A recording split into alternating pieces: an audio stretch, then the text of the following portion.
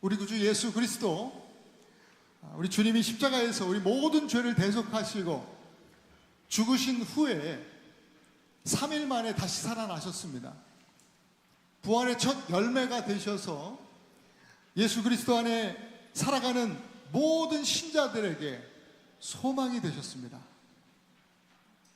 할렐루야. 부활은요, 우리를 새로운 생명, 또 영원한 생명으로 부르시는 은혜의 복음입니다. 그 부르심이 바로 소명입니다. 부르심을 소명이라고 합니다. 또한 이 부르심은요, 목적이 있어요. 부르심의 목적, 소명은요, 분명한 목적이 있는데 그것이 바로 사명인 것입니다.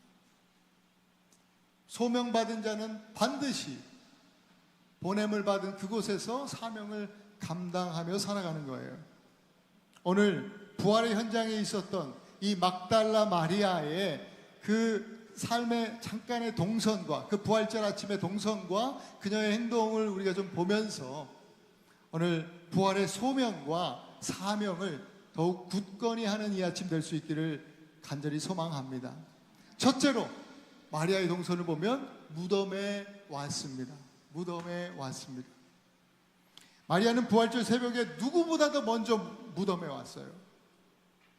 예수님 시신을 아주 급하게 시신을 장사했기 때문에 예수님 시신이라도 봐야겠고, 또 예수님 시신에 향유를 좀 뿌려드려야 되겠다, 그런 마음을 가지고 예수님 무덤을 찾았던 것입니다.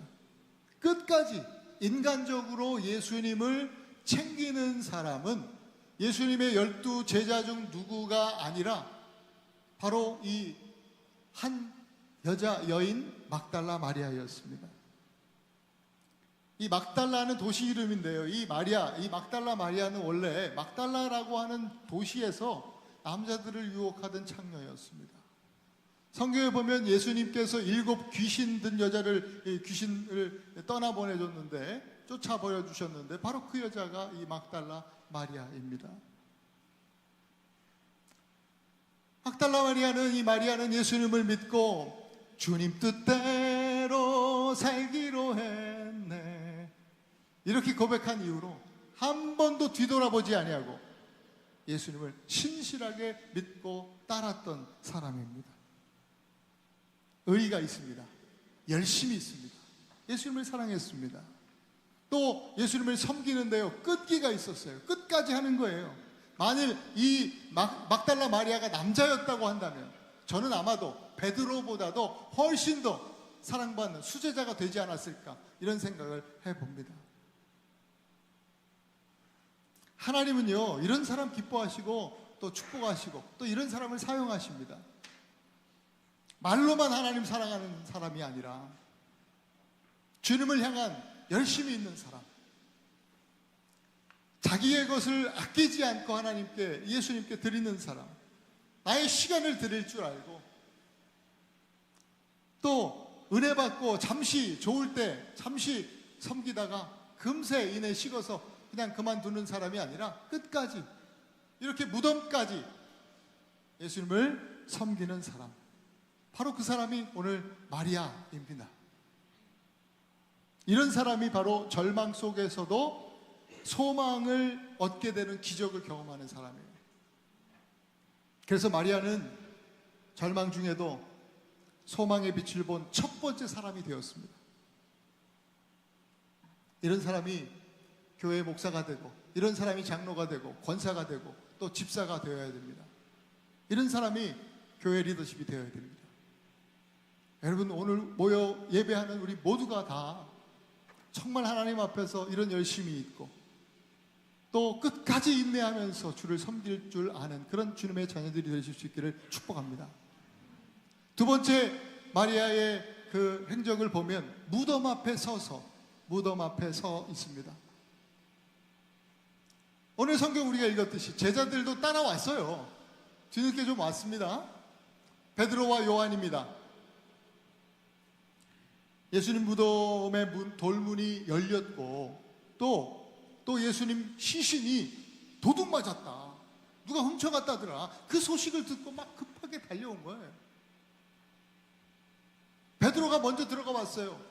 달리기는 요한이 더 빨랐는데 이 담력은 또 베드로가 있으니까 들어가 봤어요. 정말 빈 무덤이에요. 요한도 뒤늦게 또 들어가 보니까 정말 예수님 몸을 쌌던 세마포, 머리에 두르셨던 그 수건만 덩그러니 놓여 있었을 뿐이에요. 그리고는 믿었어요. 뭘 믿어요? 예수님의 부활을 믿은 게 아니에요. 자기들의 소문, 들었던 소문, 예수님 시신 누가 훔쳐갔다더라. 정말 그렇구나. 큰일 났다. 그렇게 믿은 거예요. 오늘 8절에 이들이 보고 믿더라 하는 말이 바로 그 얘기예요. 대부분 우리도 보는 걸 믿어요. 보이는 현상을 믿고 살아요. 우리 믿음이 거기 있어요. 당시에는 당시 상황이죠. 돌문이 열렸고 또 그로 인해서 천사들이 임했다고 하는 것 때문에 경비병들이 죽은 듯 엎드려져 있고 또 이 무덤은 비어 있고 세마포 또 수건만 이렇게 널브러져 있는 그런 상황, 눈에 보이는 상황만 믿는 겁니다. 여러분, 보이는 게 전부가 아닙니다. 보이는 게 다가 아닙니다. 현상이요, 실상을 말해주지 않습니다. 우리가 보는 것으로, 눈에 보이는 것으로 우리 믿음이 결정되어서는 안 됩니다. 우리 믿음은 보이는 것에 있지 않고 하나님의 말씀에 있습니다.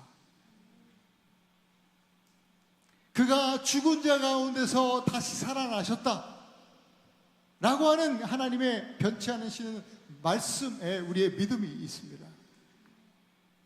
마리아도 무덤 밖에서 서서 울고 있었습니다.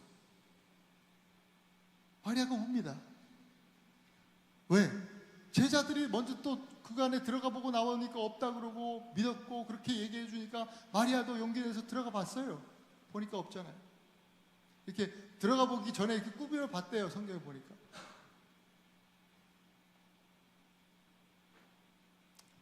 슬펐어요. 눈물이 나요. 예수님 시신이 사라진 데 대한 슬픔의 눈물이에요. 애통함의 눈물이에요. 여러분, 어느 나라나 무덤을 파헤치는 일은요, 고인을 2번 죽이는 일, 절대 폐륜적인 일이고 하면 안 되는 일이죠. 어떻게 무덤을 파헤칩니까? 그로 인해서 애통하고 슬프고 화가 나고 그래서 웁니다. 그런데 여러분 생각해 보십시다. 지금 이 상황이요, 이 눈에 보이는 상황이 울 일입니까? 웃을 일입니까? 슬퍼할 일입니까? 기뻐할 일입니까? 분통해야 할 일입니까? 아니면 감사하고 찬양할 일입니까? 여러분, 믿음이 이것을 결정합니다. 믿음이 이걸 결정해요. 어떤 신앙을 가지고 있느냐? 도둑 맞았다는 그런 신앙이냐, 절망의 신앙이냐, 아니면 예수님이 오늘 아침에 부활하셨다, 말씀대로 부활하셨다라고 하는 소망의 신앙이냐, 어떤 믿음을 갖느냐에 따라서 울 일이 웃을 일이 되고요, 슬퍼하는 일이 기뻐하는 일이 되는 것이죠. 천사들이요, 그래서 마리아에게 묻습니다. 마리아야, 너 어찌하여 우느냐? 그랬어요. 왜 우니? 이 질문 이면에는 뭐가 있어요? 어떤 얘기가 있어요? 마리아야, 너 왜 울어? 예수님이 부활하셨는데 왜 여기서 울고 있냐? 지금 그 얘기를 하는 거예요. 여러분, 예수님 부활하셨습니다. 이 믿음이 우리 인생을 새롭게 합니다. 예수님 부활하셨다라고 하는 이 부활 신앙이 우리의 삶을 새롭게 하는 겁니다. 흔들리지 않는 부활 신앙을 여러분 가지실 수 있기를 축복합니다.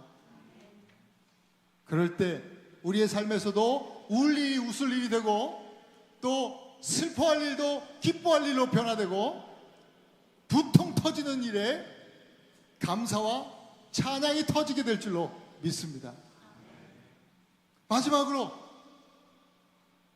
이 마리아에게 하신 말씀, 마리아의 행동이요, 제자들에게 가는 것이었습니다. 제자들에게 갑니다. 예수님은 사랑하시는 마리아, 그리고 열심히 있고 또 끈기 있고 전심으로 주를 섬기는 마리아, 그를 만나 주셨어요. 마리아를 만나 주셨어요. 그런데 처음에는요, 마리아가 예수님을 동산직인 줄 알았어요. 동산 관리자, 동산 관리하는 이 매니저인 줄 알았어요. 몰라봤어요. 왜? 예상을 못했잖아요. 그러기도 하지만 또 예수님이 부활하신 예수님이 아마 예수님의 형상이 변화됐을 거예요. 그래서 못 알아봤을 겁니다. 그런데 예수님이 마리아의 이름을 불러주시잖아요. 오늘 본문을 보니까 마리아야, 그 이름을 부르시고 그 목소리를 들었을 때 마리아가 예수님인 것을 깨닫습니다. 예수님이 깨닫습니다. 역시 양은 목자의 음성을 잘 알아듣습니다. 눈은 어두워도 목자가 누구신지 그 음성을 들으면 아는 겁니다. 오늘 저와 여러분들이 목자 되신 예수 그리스도의 음성을 알아들을 수 있는 그런 영적인 귀가 열리기를 축원합니다. 그런 양들이 되시기를 축복합니다. 마리아야 부르시는 이것이 소명입니다. 부르심. 여러분, 소명에는 뭐가 있다고요? 목적이 있다고 말씀드렸잖아요. 마리아야 부르신 이유가 있는 것입니다. 예수님 말씀하십니다. 너는 내 형제들에게 가서 이 부활의 소식을 전해라. 이게 소명의 목적입니다. 소명의 은혜를 받은 마리아는 예수 그리스도의 부활을 전할 사명을 받은 첫 번째 부활의 증인이 되었습니다. 마리아가 바로 이 정말 연약한 여인이 이 부활의 첫 증인이 되었다는 사실입니다. 사랑하는 우리 예나바하니 교회 가족 여러분, 마리아 부럽지 않습니까? 저는 말씀 묵상하면서 너무 부럽다 이런 생각 들더라고요. 우리가 오늘 이 아침에 이 마리아에 대한 부러움이, 영적인 부러움이 있다고 한다면 우리도 그녀와 같이, 마리아와 같이 예수 믿고 뒤돌아보는 신앙이 아니라 예수님만 바라보고 더욱 열심으로 인내하면서 끝까지 주를 따라가시는 그런 주의 자녀들 되실 수 있기를 축복합니다. 또한 분명한 부활의 신앙을 가지고 보는 현상이 아니라 하나님 말씀 붙들고 부활의 신앙을 가지고 울 일도 웃을 일로, 또 슬퍼할 일을 기뻐할 일로, 분통 터지는 일을 감사 찬양이 터지는 일로 바꾸어 버리는 기적의 사람들이 되실 수 있기를 축복합니다. 그리고 마지막으로 무엇보다도 우리를 그렇게 불러주신 그 소명의 은혜를 잊지 마시고, 소명은 분명한 목적이 있다는 거 기억하시면서 나에게도 주신 사명이 있겠구나, 그 사명을 발견하실 수 있길 바랍니다. 그 사명은요, 각각 하는 구체적인 일들은 다를지라도 본질적은 같아요. 뭐예요? 보내신 곳에서, 우리를 보내신 곳에서 충성스럽게 부활의 증인으로 사는 겁니다. 할렐루야. 그렇게 하나님의 귀한 종들이 되실 수 있기를, 주님의 자녀들이 되실 수 있기를 주님의 이름으로 축원드립니다. 우리 예수님 죄와 사망의 권세 이기시고 부활하셨습니다. 할렐루야. 아멘. 우리 같이 하나님 앞에 잠시 기도하십시다. 오늘도 부활절 맞아서 다시 한번 우리가 말씀 붙들고 기도할 때, 하나님, 여러분 그 스크린에 기도 제목이 있죠? 뒤돌아보지 말고 하나님 끝까지 주님 따라가는 우리가 되게 해 주시옵소서. 하나님, 울 일도 웃을 일로 만드는 부활의 신앙으로 하나님 그렇게 무장하며 살게 해 주시옵소서. 주님, 그리고 소명을 붙들고 우리를 부르신 그 부르심 속에서 보내심의 그 사명, 부활의 증인으로 사는 사명 감당케 하여 주옵소서. 우리 잠시 하나님 앞에 오늘 말씀 생각하면서 같이 기도하십시다. 기도합니다. 좋으신 하나님 아버지, 감사합니다. 오늘 귀한 말씀으로 저희들 함께 먹여주시니 감사합니다. 부활절 맞아서 저희들 오늘 하나님 앞에 아버지 기쁨으로 예배합니다. 오늘도 주님 홀로 높임 받으시고 영광 받으시고 예배하는 모든 주의 자녀들을 이렇게 불러주셨사오니 그 부르심에 그 소명 주셨사오니 하나님 그 은혜를 기억하면서 날마다 우리를 부르신 그 부르심의 목적, 주여 부활의 증인되는 목적, 부활의 증인으로 살려면 성령 충만해야 합니다.